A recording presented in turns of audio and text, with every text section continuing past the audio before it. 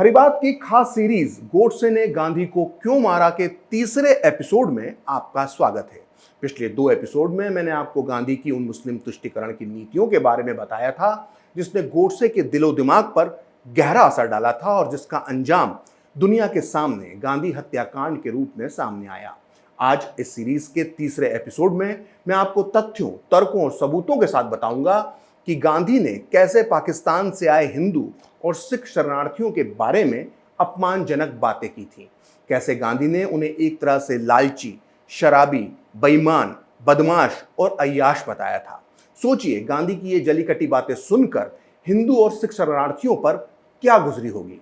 सोचिए, जिनकी पूरी संपत्ति लूट ली गई हो, जिनके अपनों को उनकी आंखों के सामने ही जानवरों की तरह काट दिया गया हो, जिनकी मां, बहन और बेटियों की अस्मत लूटी गई हो, वो लोग जब अपने बारे में गांधी से ऐसी बातें सुनते होंगे तो उन पर क्या बीतती होगी। लेकिन गांधी की सोच से उलट उन लाचार शरणार्थियों के लिए देश के ज्यादातर लोगों में सहानुभूति थी और नाथूराम गोडसे भी इन्हीं में से एक था। वहीं गांधी दिन पर दिन हिंदू शरणार्थियों के लिए निष्ठुर होते जा रहे थे। आपको ये जानकर आश्चर्य होगा कि गांधी ने खुलेआम अपनी प्रार्थना सभाओं में हिंदू और सिख शरणार्थियों पर कई अपमानजनक आरोप लगाए थे। 7 नवंबर 1947 को उन्होंने अपनी प्रार्थना सभा में जो भाषण दिया था वो अंग्रेजी में छपा है the collected works of Mahatma Gandhi में, और इसी ग्रंथ के हिंदी एडिशन को कहा जाता है संपूर्ण गांधी वाङ्मय। करीब 100 खंडों के इस ग्रंथ में करीब 55,000 से भी ज्यादा पेज हैं। गांधी ने अपने जीवन में जो भी भाषण दिया या जो भी लेटर्स या लेख लिखे वो सब इसमें मौजूद है।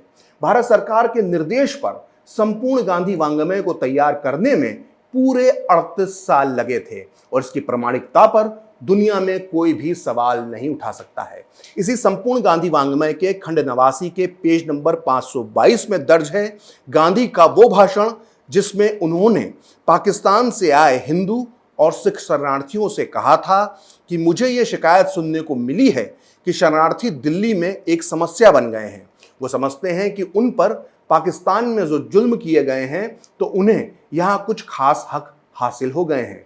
वो दुकानदारों से मुफ्त में या फिर बेहद कम दामों में चीजें पाने की उम्मीद करते हैं।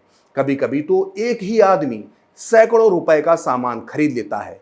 कई शरणार्थी तो सोचते हैं कि तांगे वाला उनसे भाड़ा ही ना ले या फिर कम भाड़ा ले। शरणार्थी ये सब करके दुकानदारों की हमदर्दी खो रहे हैं। लेकिन गांधी इतना कहकर ही नहीं रुके। उन्होंने आगे जो कहा वो और भी ज्यादा अपमानजनक था। कम से कम ये बातें गांधी जैसे व्यक्ति के मुंह से शोभा नहीं देती थी।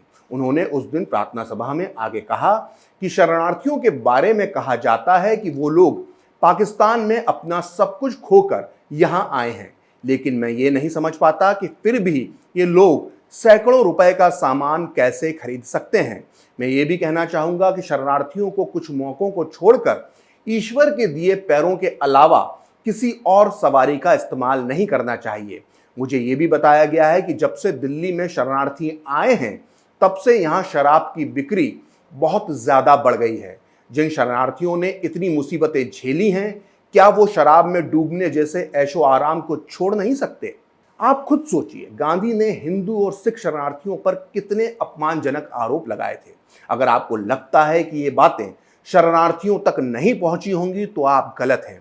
गांधी की ये प्रार्थना सभा में दिया गया ये भाषण बाकायदा ऑल इंडिया रेडियो से पूरे देश भर में प्रसारित किया गया था। गांधी का ये मानना था कि शरणार्थियों की वजह से ही दिल्ली में शराब की बिक्री बढ़ गई है। इतना ही नहीं, शराब पीने के मामले में गांधी सिख शरणार्थियों को सबसे बड़ा दोषी मानते थे। उनका तो ये भी कहना था कि सिख शरणार्थी शराब पीने के बाद दंगा और फसाद करते हैं। गांधी ने 19 नवंबर 1947 को अपनी प्रार्थना सभा में सिखों पर ऐसा ही अपमानजनक आरोप लगाया था। गांधी का यह भाषण प्रकाशित हुआ है संपूर्ण गांधी वाङ्मय के वॉल्यूम 90 के पेज नंबर 68 पर। गांधी ने उस दिन कहा था कि दिल्ली में मुसलमानों को उनके घरों से निकालने की कोशिश की जा रही है। सिख लोग अपनी तलवार मयान से बाहर निकाल कर लहराते हैं और मुसलमानों को घर ना छोड़ने पर अंजाम भुगतने की धमकी देते हैं। मुझसे यह भी कहा गया है कि सिख शराब पीते हैं, जिसके नतीजों का आसानी से अंदाजा लगाया जा सकता है। वे यानी सिख नंगी तलवारें लेकर नाचते हैं, जिससे रास्ते पर चलने वाले लोग डर जाते हैं। चांदनी चौक में रिवाज है कि यहां मुसलमान भी कबाब और गोश्त नहीं बेचते हैं, लेकिन अब सिख और शायद कुछ हिंदू शरणार्थी भी यहां से ये सब चीजें आजादी से बेचने लगे हैं, जिससे यहां रहने वाले हिंदुओं को परेशानी हो रही है। यानी गांधी ने बहुत चालाकी से सिखों को शराबी और बदमाशी करने वाला बताया। वहीं साथ ही ये भी कह दिया कि इन सिख शरणार्थियों से दिल्ली में पहले से रहने वाले हिंदू नागरिकों को भी परेशानी हो रही है। हिंदू और सिखों के बीच दरार पैदा करने की एक कोशिश यही नहीं रुकी। गांधी ने यह तक कहा कि पाकिस्तान में रहने वाले मुसलमान हिंदुओं से उतनी नफरत नहीं करते जितनी कि वो सिखों से नफरत करते हैं। दरअसल जब गांधी ने पाकिस्तान से आए हिंदू और सिख शरणार्थियों को वापस पाकिस्तान भेजने का प्रस्ताव दिया था, तो सुहरावर्दी और दूसरे मुस्लिम नेताओं का यही कहना था कि हिंदुओं को तो पाकिस्तान में जाकर बसाया जा सकता है फिर से, लेकिन सिखों को वहां वापस नहीं बसने दिया जाएगा। ऐसी एक सूचना उत्तर प्रदेश के मुसलमानों का एक प्रतिनिधि मंडल भी लेकर आया था, जो शांति मिशन पर कुछ दिन पहले ही पाकिस्तान गया था। गांधी के निर्देश पर पाकिस्तान गए इस मुस्लिम प्रतिनिधि मंडल का काम यह था कि वो पाकिस्तान और खासकर लाहौर के मुसलमानों को इस बात के लिए तैयार करे कि वो हिंदू और सिखों को वापस अपने घर बुला लें। लाहौर से वापस लौटकर आए उत्तर प्रदेश के इस मुस्लिम प्रतिनिधि मंडल ने कहा कि हिंदू तो वापस लौट सकते हैं, लेकिन सिखों को लेकर पाकिस्तान में बहुत नाराजगी है। जब लोगों ने मुस्लिम प्रतिनिधि मंडल की इस चालाकी पर सवाल उठाए, तो गांधी इनका बचाव करने के लिए खुद मैदान में कूद पड़े। उन्होंने 15 दिसंबर 1947 को प्रार्थना सभा में जो कहा था, वो छपा है गांधी के पर्सनल सेक्रेटरी प्यारेलाल नैयर की इस किताब में, जिसका नाम है महात्मा गांधी पूर्ण आहुति। इस किताब के चौथे खंड के पेज नंबर 134 के मुताबिक गांधी ने कहा था कि इससे इनकार नहीं किया जा सकता है कि पाकिस्तान में सिखों के खिलाफ बहुत ज्यादा तीव्र भावना है। उत्तर प्रदेश के मुस्लिम प्रतिनिधि मंडल ने जो कहा है, हमें उस पर विश्वास करना चाहिए। ये लोग अपने शांति मिशन को आगे बढ़ा रहे हैं। बंटवारे के दौरान गांधी का नजरिया एकदम साफ था। वो एक तरफ ये चाहते थे कि भारत से एक भी मुसलमान पाकिस्तान ना जाए, और जो मुसलमान पाकिस्तान चले भी गए हैं वो वापस भारत आ जाएं। वहीं दूसरी तरफ वो चाहते थे कि भारत आए सारे हिंदू और सिख वापस पाकिस्तान चले जाएं, और जो हिंदू और सिख पाकिस्तान में ही रह रहे हैं वो वहीं रहें, चाहे उन्हें जानवरों की तरह ही क्यों ना काट दिया जाए।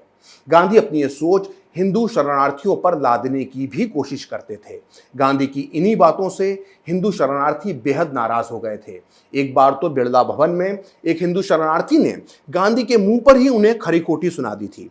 गांधी के पर्सनल सेक्रेटरी प्यारेलाल ने अपनी इस किताब के पेज नंबर 27 पर लिखा है कि एक हिंदू शरणार्थी ने गांधी जी से कहा कि ये कितनी बेमतलब की बात है कि रोज रोज आप हमें वापस पाकिस्तान चले जाने के लिए कहते हैं।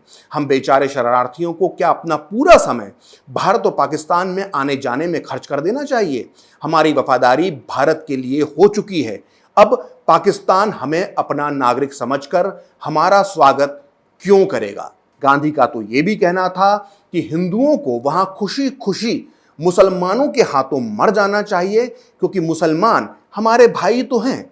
लेकिन गांधी की इन सब बातों का कोई असर नहीं हो रहा था। वो हिंदू और सिख शरणार्थियों को अहिंसा का संदेश दे रहे थे, जो सब कुछ लुटाकर दिल्ली आए थे।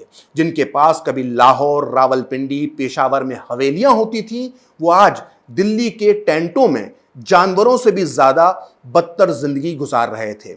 आखिर वो गांधी की बातें क्यों सुनते? शरणार्थियों की इस मनोदशा के बारे में मशहूर किताब फ्रीडम एट मिडनाइट में लिखा गया है। ये किताब इस वक्त मेरे हाथ में है। इस किताब में लिखा गया है कि विरोध करने के लिए प्रेम और अहिंसा का उपदेश देना अलग बात थी, लेकिन जिन लोगों ने अपनी आंखों से अपने बच्चों की हत्या होते हुए देखी थी, जिन्होंने अपने सामने अपनी पत्नी से बलात्कार होते हुए देखा था, जिन लोगों ने अपने सगे संबंधियों के गले अपनी आंखों के सामने कटते देखे थे, उन्हें प्रेम और क्षमा की सीख देना दूसरी बात थी।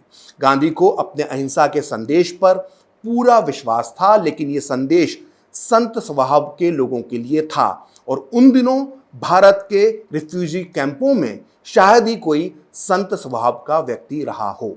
फ्रीडम एट मिडनाइट में गलत नहीं लिखा है। गांधी की मुस्लिम तुष्टीकरण की नीति से परेशान लोग आए दिन बिरला भवन के सामने गांधी के खिलाफ प्रदर्शन करते थे। इन लोगों की तरह नाथूराम गोडसे भी पूरी तरह से गांधी के खिलाफ हो चुका था।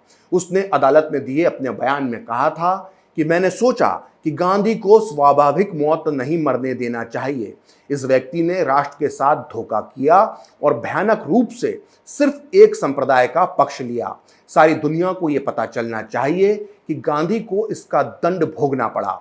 इस समस्या यानी गांधी का अंत करने से ही लाखों हिंदुओं का जीवन बच सकता था। गांधी का अहंकार इस पवित्र भूमि के पुत्रों के लिए घातक साबित हुआ। इसके लिए भगवान गांधी को क्षमा करें। आज सारी दुनिया गांधी को महात्मा कहती है, उन्हें राष्ट्रपिता कहा जाता है, लेकिन यह भी इतना ही सच है कि बंटवारे के बाद गांधी की लोकप्रियता पहले जैसी नहीं रह गई थी।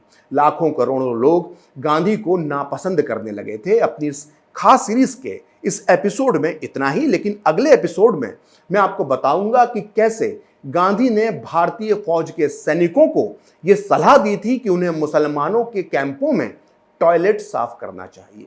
फिलहाल खरी बात प्रखर के साथ में इतना ही। आप चाहें तो मुझसे जुड़ने के लिए मेरे फेसबुक पेज प्रखर सीरीज 78 को लाइक कर सकते हैं, और अगर ट्विटर पर आप मुझसे जुड़ना चाहते हैं तो मेरा ट्विटर हैंडल है प्रखर सीरीज 78। अगर आपको ये वीडियो पसंद आया तो इसे लाइक करें, शेयर करें और कैपिटल टीवी को सब्सक्राइब करें। नमस्कार।